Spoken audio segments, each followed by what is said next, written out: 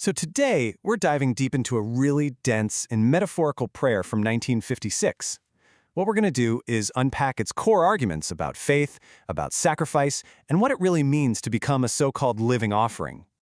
All right, so here's how we're going to break this down. First, we'll look at the prayer's powerful opening plea. Then, we'll get into the problem it sees in the world. From there, we'll define its pretty radical solution, this thing called the Abel-Type altar. And finally, we'll explore the incredible transformation it's all aiming for.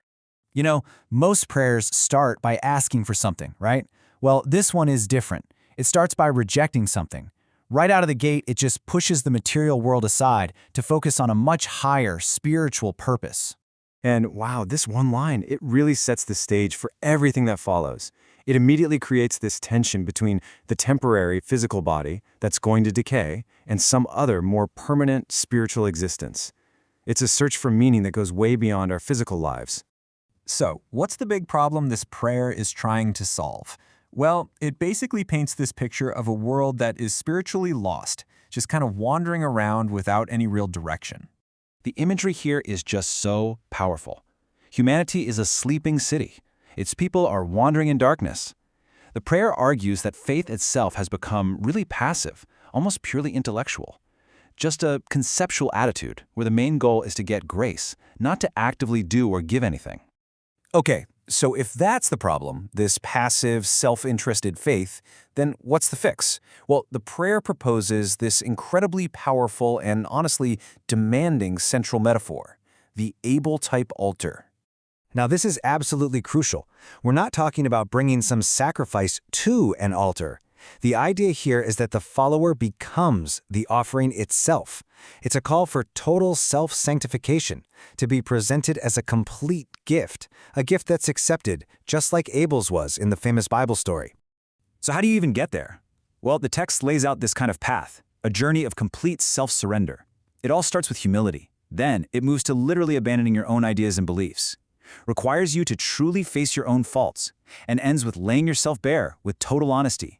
And all of this whole difficult process of self-surrender, it brings us to what is really the pivot point of the entire prayer, a radical rejection of the traditional way of praying for salvation and help.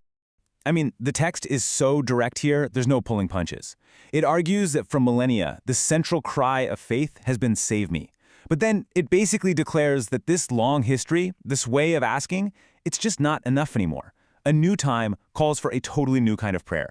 And this is the crucial shift. Right here. It's a complete 180. The old prayer is passive, it's all about receiving. The new prayer is active, it's all about giving. They're moving from a belief that just waits around to be rescued to an active faith that's ready for duty. It's no longer a plea for help, it's an offering of your entire self.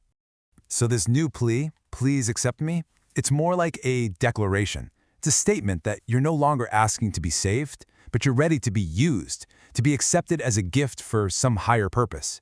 You're reporting for duty, not calling for a rescue. So what's the end game here? If people actually succeed in becoming these living offerings, what's the ultimate point of all this individual sacrifice? And this is so important. The vision here isn't just about your own personal transformation. The goal is collective. It's about creating a unified body, an altar of saints, that is so aligned in purpose that they can act as one to fulfill a divine will. And that brings us to the ultimate vision of this prayer.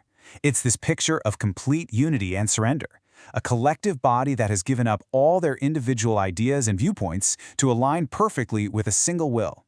And this collective offering, that is what can finally achieve the prayer's world-changing goal. So we'll leave you with that question, because it really sits at the very heart of this challenging text. It's a thought that kind of pushes you to reconsider the whole nature of faith itself.